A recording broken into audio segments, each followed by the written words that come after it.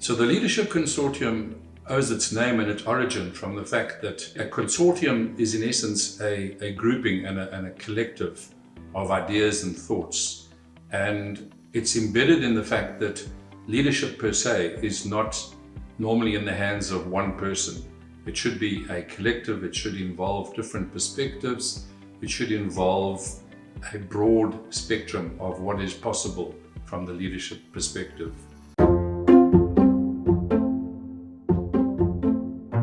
In the workplace, decisions can be a building block of a successful career, or they can be the reason for failure. Some people try to escape the possibility of failure by avoiding making difficult decisions, but that is not helpful either. Today, we are discussing the art of becoming a decisive leader. Welcome to the 90th Percentile, an unconventional leadership podcast by Joe Folkman. Each week, using research from over 1.5 million global leaders, we analyze different leadership traits, trends, and what it really takes for leaders to get to the 90th percentile. I'm your host, BreAnne Okoren, and with me today, I have a renowned psychometrician and also a man who loves and hates making decisions, Joe Folkman. I don't like making decisions? I'm your daughter, so I can vouch that there are some decisions in life that you hate making. I mean, everyone hates making some decisions. Like what? Like purchasing a car. You make mom buy all the cars. Well, it's better if she picks what she wants, but I may be guilty of this one. Well, I think a lot of people are, because it's a complex decision to make. There are a lot of things you have to look into when buying a car. What make and model you want? Do you want to put yourself through the dealership experience? Do you go new? Do you go to used? Do you finance, trade-in, test drives, negotiations? If you consider all those factors, it becomes incredibly complex and hard to choose one car over the other, which is why you call mom. She's picky, she does her research, and she's good at making deals, and she comes in and saves the day. But for the rest of us mere mortals, why is it that making these complex decisions can be so difficult? When making difficult decisions, you have a great deal of what Leon Festinger called cognitive dissonance. In the beginning, we're open to lots of different alternatives, all of which look good in some ways and bad in others. Struggling with several various alternatives creates dissonance because many choices are mutually exclusive. Most of us hate cognitive dissonance. And as a result, we tend to rationalize our choice, defend our decision, and then find reasons to denigrate alternatives. The most common problem due to this justification process is that it may take a long time to recognize that we have made a poor decision. It happens in all aspects of life, at home, at work, raising kids, or even buying cars. Once you decide, you find yourself defending the decision, and it's difficult to accept the fact that this may have been the wrong decision. Despite the endless amount of data we can access today, there will never be enough data to ensure that any decision is correct. Waiting for more data causes people to miss and get ahead of the competition. Sometimes good choices this year become bad choices next year. Learning how to be decisive is an essential skill, and it will influence your success. To test the impact of decisiveness, you gathered data on 379 leaders. Now, each assessor rated a leader on their ability to make decisions and continually move forward even when there was a lack of clarity. They also looked at balancing decisiveness with reflection and critical thinking. And last, they looked at, are they able to make good decisions with a mixture of analysis, wisdom, experience, and judgment?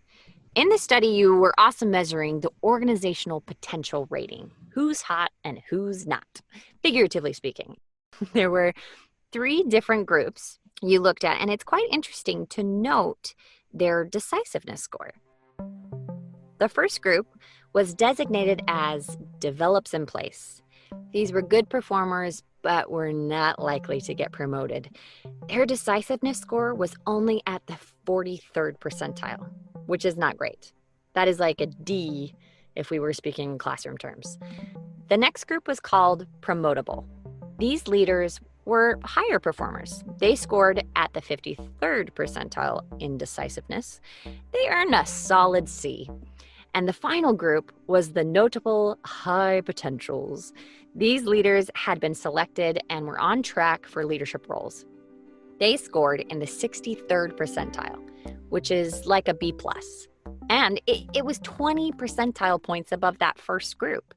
This is just one example showing that the skill of being decisive is highly sought after, and possessing it could dramatically increase your chance of being in the high potential group of leaders. But the mystery still remained at what these high potential leaders actually did that made raters perceive them to be more decisive. So you widened your search and you looked at the evaluations from over 3,000 assessors on over 1,000 leaders. And what you found when you analyzed this data was that being decisive requires 4 key enabling behaviors. These enabling behaviors help leaders to understand decisions, make decisions, and execute them. Exactly. The first behavior we found was having deep knowledge and expertise. Leaders who were effective at being decisive started with deep knowledge, experience, and insights about the decisions to be made. In many cases, the person making the decision involved others because they did not have all the needed knowledge and expertise. Insights come from looking at data, analyzing results, and discussions with peers and colleagues.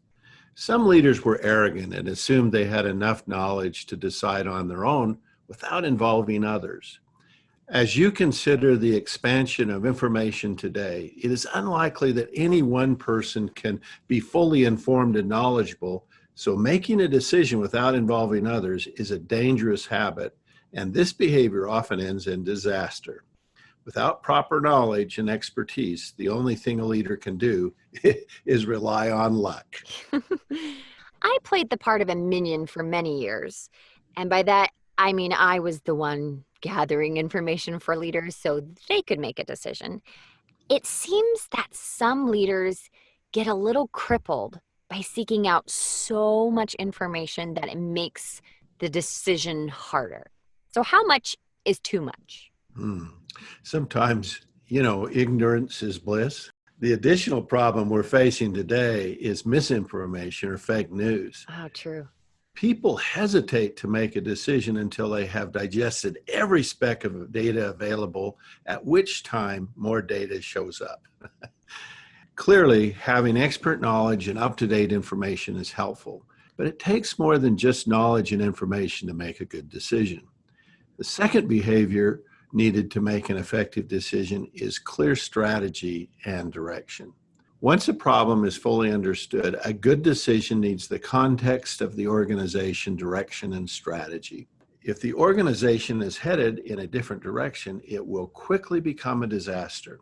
Once again, involving others is critical here because often changes in direction may not have been discussed throughout the organization. Ooh, like when the CDC made a decision to change their stance and said wearing a mask really was helpful, but then the United States government was heading in a different direction, and then wearing a mask became weird and politicized. Is it too soon to bring that up? Probably.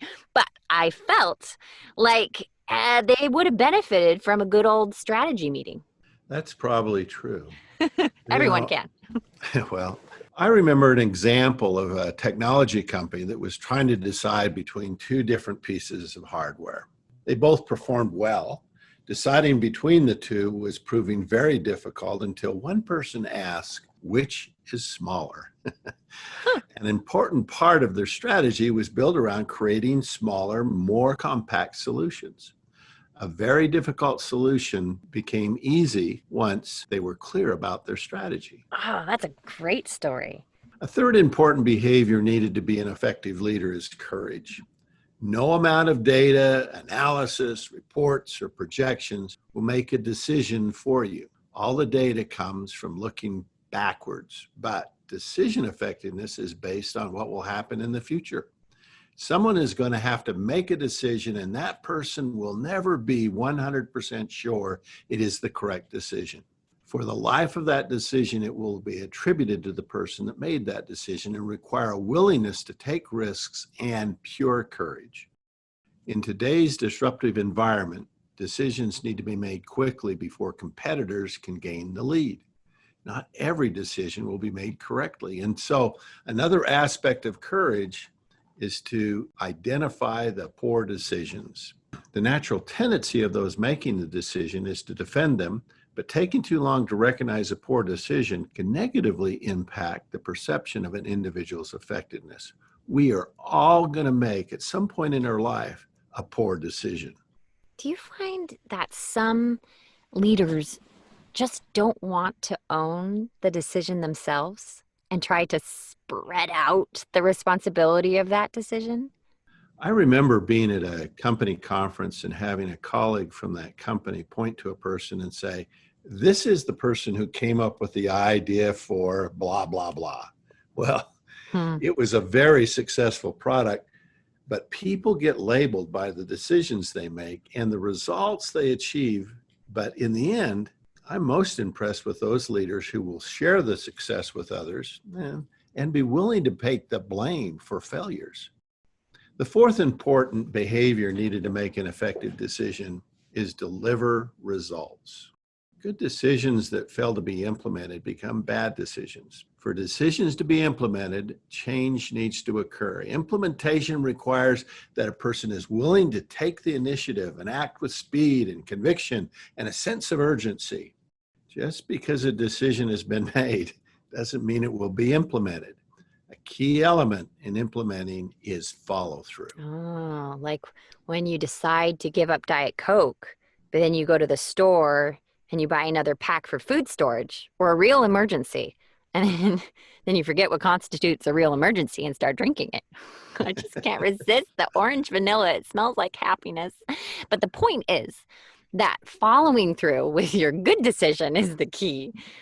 Now, to review the 4 steps, we have deep knowledge and expertise, clear strategy and direction, courage, and deliver results.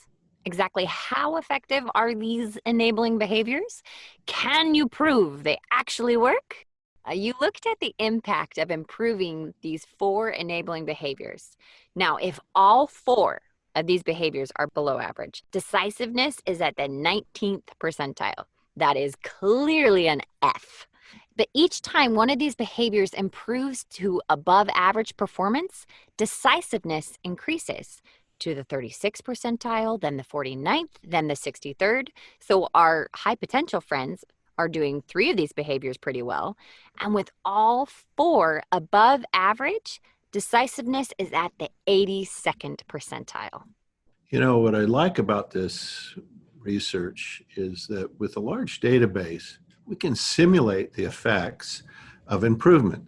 And that's what we've done here. Just above average performance on all 4 behaviors puts you at the 82nd percentile. What I like about this research is the synergy of the 4 different behaviors. A good decision starts with having a deep knowledge and expertise, and you gather the facts. And in most cases, you don't know all the facts, so you involve others. Next, having a clear strategy helps a person to guide the decision. And is it the right decision? And does it fit this organization? But decisions are rarely easy, so courage is essential. And finally, to be successful, decisions need to be implemented. So leaders need to deliver the results. So we have an interesting little addition for this podcast. We've created a brief self-assessment that measures your preference for each of the 4 enabling behaviors. What we know about preference is that people tend to be more skilled in a behavior where they have a high preference. You can take the self-assessment by opening up a browser and typing in lowercase bit.ly/ZF-decide, or you can find that link in the details on the episode notes. After taking the assessment, consider improvement actions in the skill where you have the lowest preference. The 90th Percentile, an unconventional leadership podcast, was written and recorded by BreAnne Okoren and Joe Folkman, with music by Pleasant Pictures and produced by Zenger Folkman. If you like our show, please subscribe on Apple Podcasts or Stitcher and leave us a 5-star review. For more information about Zenger Folkman's leadership assessment offerings and to take the assessment we offer today, go to Zenger Folkman and search podcast.